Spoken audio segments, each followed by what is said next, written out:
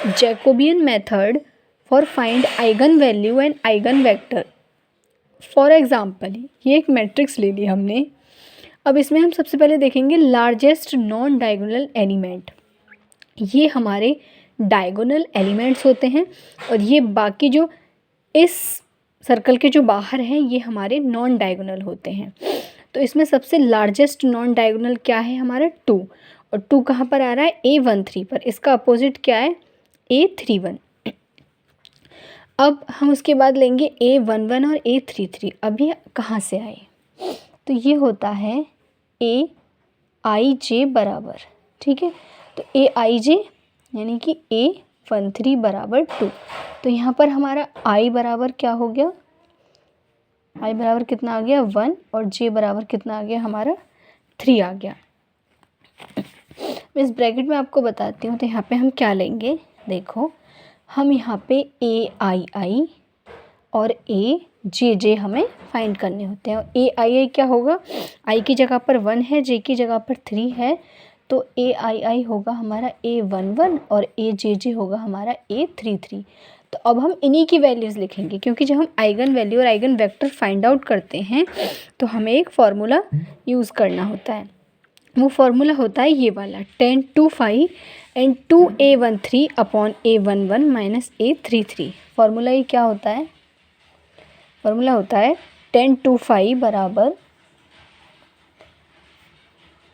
बराबर कितना होता है, यहाँ पे मैं बताती हूँ 2AIG upon AII minus AJJ, AII upon minus AJJ। तो यहाँ पे हमने AIG की तरह क्या लिया है, non diagonal largest non diagonal element लिया है। तो A13 A11 माइनस A33। हम इसमें वैल्यू डालेंगे, ये हो गया 2 into 2 1 minus 1 is equals to कितना आ गया इन्फिनिटी, क्योंकि 2/0 की फॉर्म बन गई। तो 1025 बराबर कितना आ गया यहाँ पे हमारा इन्फिनिटी, और इन्फिनिटी किसकी वैल्यू होती है 10π/2 की। तो हमने यहाँ पे क्या किया, चूँकि 10π/2 बराबर इन्फिनिटी, 10π/2 बराबर कितना होता है यहाँ पे इन्फिनिटी होता है। तो हम 1025 बराबर कितना लिखा इन्फिनिटी, तो 25 बराबर कितना हो गया π/2 और 5 बराबर कितना हो गया π/4। अब इन वैल्यूज़ को हम एक मैट्रिक्स में पुट करेंगे, यानी कि जो हमारी ऊपर वाली मैट्रिक्स थी उसमें ये भी एक फार्मूले के अंदर था। यानी कि पहला स्टेप आपको ये फार्मूला याद होना चाहिए, दूसरा आपको ये याद होना चाहिए।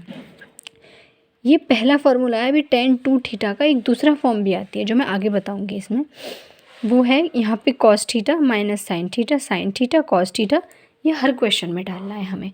उसके बाद थीटा की वैल्यू पुट करेंगे और हमने ये सॉल्व कर लिया, क्योंकि cos π/4 sin π/4 क्या होता है हमारा 1/√2। तो यहाँ पे हमारा क्या हो गया O1। अब हम पहली ट्रांसफॉर्मेशन करेंगे। तो पहली ट्रांसफॉर्मेशन क्या होती है, हम D1 इज इक्वल्स टू क्या करते हैं, ये जो हमारी मैट्रिक निकल के आई है उसका ट्रांसपोज, यानी कि O1 का ट्रांसपोज, फिर A जो हमारे पास क्वेश्चन में थी मैट्रिक गिवन, वो वाली मैट्रिक्स इंटू O1, ठीक है। इसका ट्रांसपोज निकालेंगे वो मैट्रिक, फिर जो A है ये वाली ये मैट्रिक, फिर उसके बाद O1 जो है इसकी वैल्यू डालेंगे और इनकी मल्टीप्लाई करेंगे। आफ्टर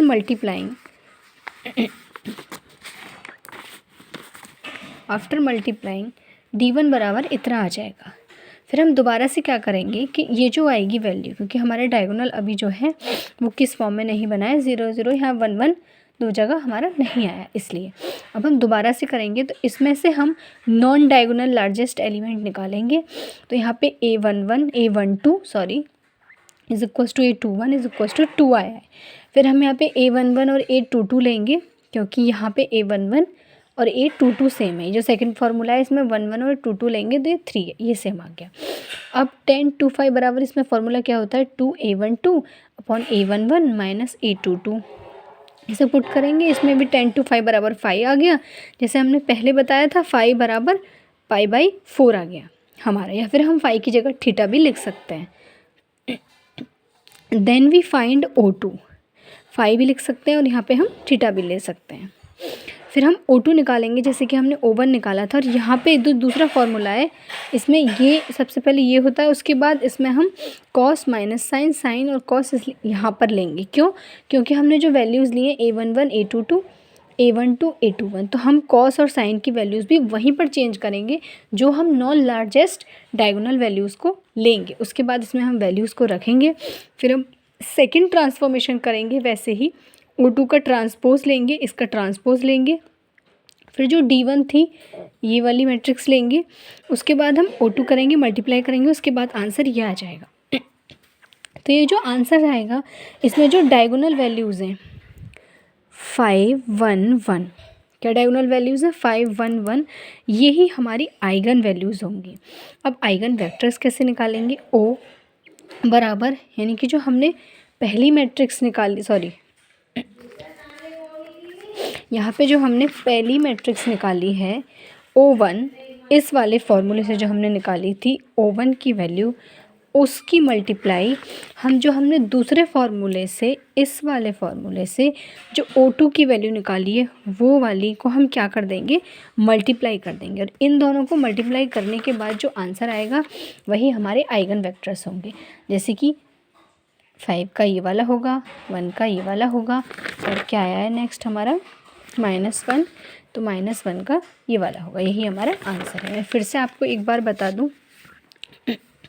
कि सबसे पहले हम नॉन लार्जेस्ट डायगोनल वैल्यू लेंगे, फिर हम ये वाला फार्मूला लगाएंगे, थीटा ले लो या पाई ले लो, उसकी वैल्यू थीटा ले लो या फाई ले लो, उसकी वैल्यू निकालेंगे, इसमें पुट करेंगे, उसके बाद फर्स्ट ट्रांसफॉर्मेशन लगाएंगे, फिर से इसी तरह से ये जो मैट्रिक्स आएगी हमारी D1, इसमें दूसरा वाला 10 to 5 ये वाला फार्मूला लगाएंगे और इन वैल्यूज़ को पुट करेंगे और सेकंड ट्रांसफॉर्मेशन करेंगे। उसके बाद ये हमारी आइगन वैल्यूज़ होंगी, और जब O1 इंटू O2 की मल्टीप्लाई करेंगे तो ये जो हमारे पास कॉलम्स निकल के आएंगे, ये वाले, ये और ये हमारे पास क्या होंगे? ये हमारे पास आइगन वेक्टर्स होंगे। दीज आर क्या हैं? हमारे आइगन वेक्टर।